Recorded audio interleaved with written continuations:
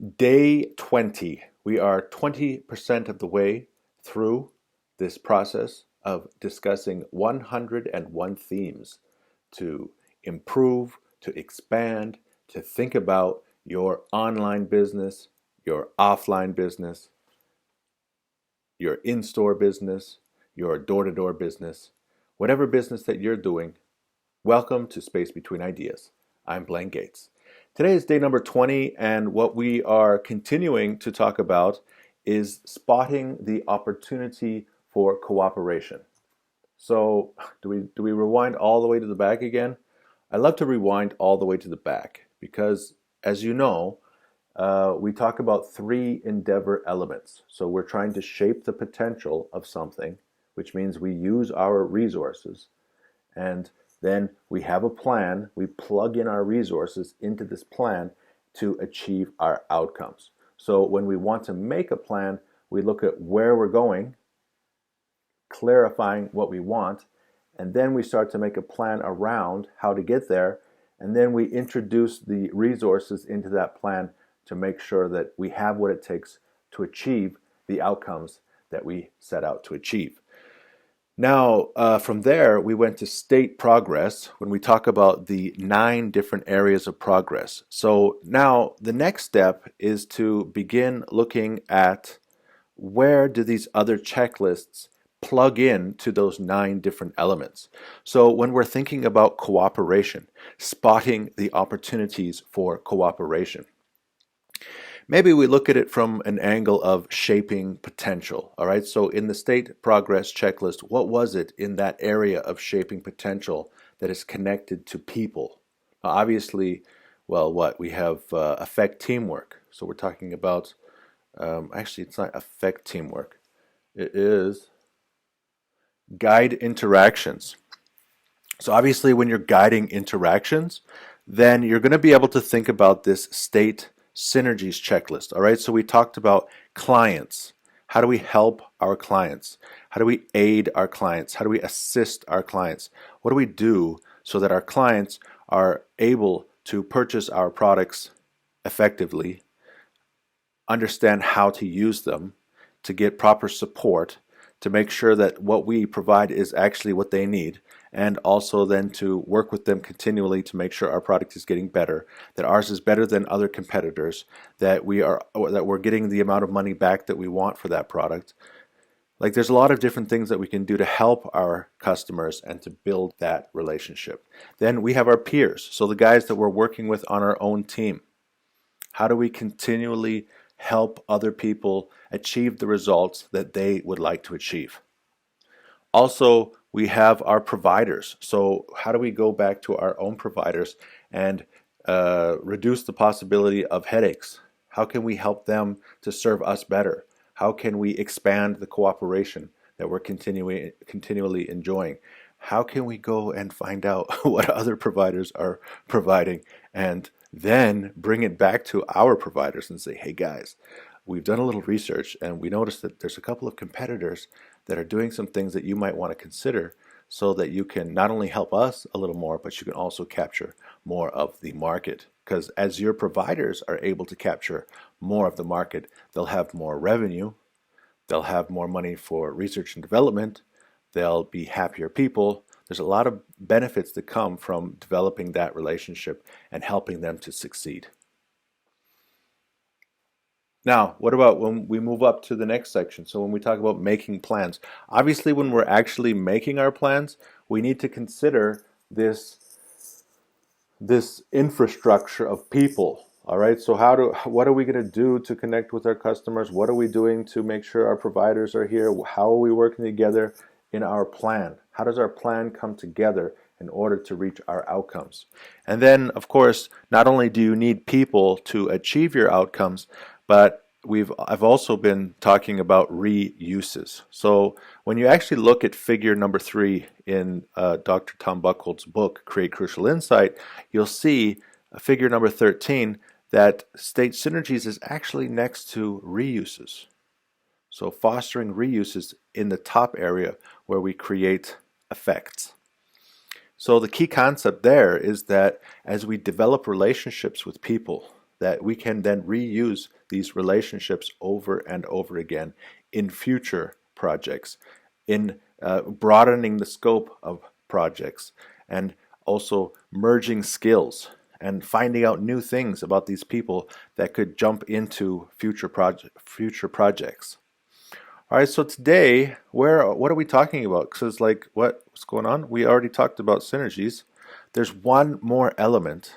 There's one more theme of the state synergies checklist. Well, there's actually two, but it's just like the last one's called other synergies. So, other just means other.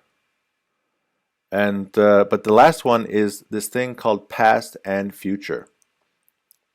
The idea is that the people that you work with will change over time.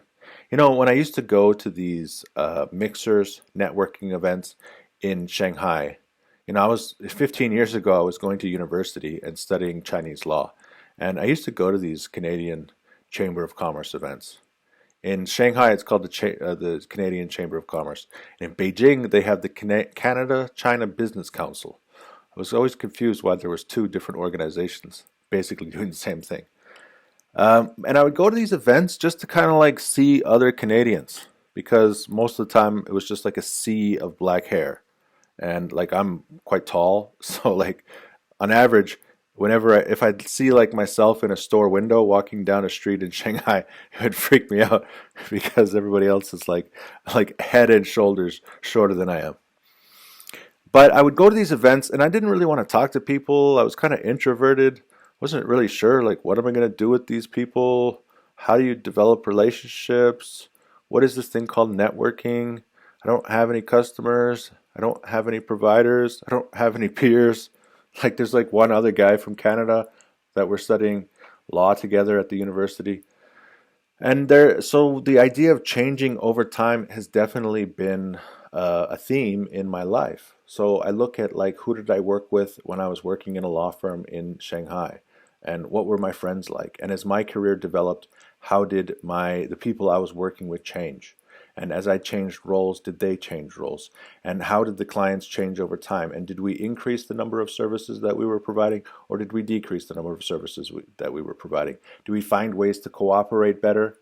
How about our providers? Did we increase the amount of goods and services that we purchased from our providers, or did we decrease? Did we change our providers? How did these things change over time? All right, so we're all trying to achieve goals. And we want to be with people and work with people that will help us to achieve those goals. We're all trying to do work, and we want to be with people who can help us in the path of doing work. And we also want to be able to help other people to do work. And we also were trying to use skills and methods. Are people introducing skills and methods into our work processes, or are people using the work processes that we're presenting? This checklist was actually quite interesting to me because I was never the kind of guy who was like, let's cooperate. I was always the guy like, all right, I'm the social scientist, but I'm the one that just watches and never actually gives people a questionnaire. So, I wanted to see how cultures work. I wanted to study language, but I was always picky. Like who do I want to talk to? Where do I want to go? Things like that. And as I get older, I see that there is an element of luck that comes from large numbers. As you meet a lot of people, that's where you're going to find that one person. Like you can't really go, I know one guy, he tells me that when he goes into a room, he can see the guy who is like the most important immediately. And he can see different functions from different people. And he's able to connect with those people very quickly. I don't have that magical ability. I do see people who I'm like, hey, I could probably feel comfortable talking to that person. But I suggest that we all use this checklist to realize that work is a process of collecting skills, collecting methods, collecting efficiencies, collecting responsibilities, and these are all parts of people, right? Finding people who can help you in this path of life and finding people that you can help. And in that path, the more people that you can meet, then it's more likely that you'll be able to enjoy a life of cooperation, success, and a variety of different types of benefits. And I think that's really changed a lot in my life, even right now. As you can see, I'm jumping online. I'm putting myself out there as a public figure. So obviously, I'm open to relationships. There's a link down in the description where you can actually connect to me through through an online portal, and we can have discussions about your business. All right. So how is our relationship going to change over time? The first thing that we're going to do is we're going to talk about what your goals are. What are you working towards? Then we're going to start to put plans together in order for you to achieve them. And then we're going to look at what kind of potential can you develop over time.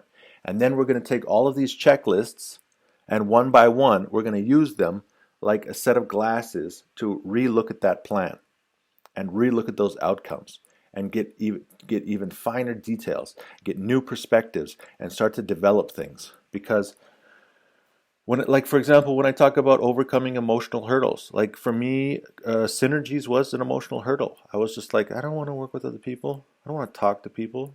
I don't want to like deal with people that I don't know. And now it's like, oh wait, like the process of work is the process of working with people. And you have to be open to that. And I changed and I became open to that.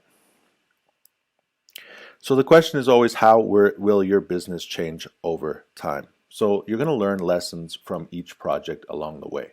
Certainly people are learning about this, how do we deal with working from home? How do we, are there a bunch of people in our company that actually never really did anything? Is there a benefit to being able to go out for a smoke with a bunch of guys and just like have this social, but also have this ability to share? Is there like or other people say the water cooler? There's a lot of different places in the office where people informally meet and share information. So, and then you have your projects, and what are the results of those projects, and who are the people that you're working with, and was it a good experience, and do you want to have that experience again, and what are the lessons learned from those experiences, and how can we find more people that have the types of skills that we're looking for? What are the skills that we're trying to look for? So this all comes through the aggregation of experiences with people.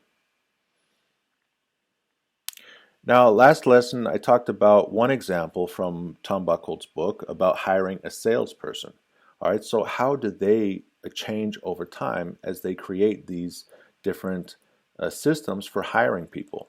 Now, he says that for one thing that people learn is that there may be a shift in hiring for specific skills compared to hiring for general potential.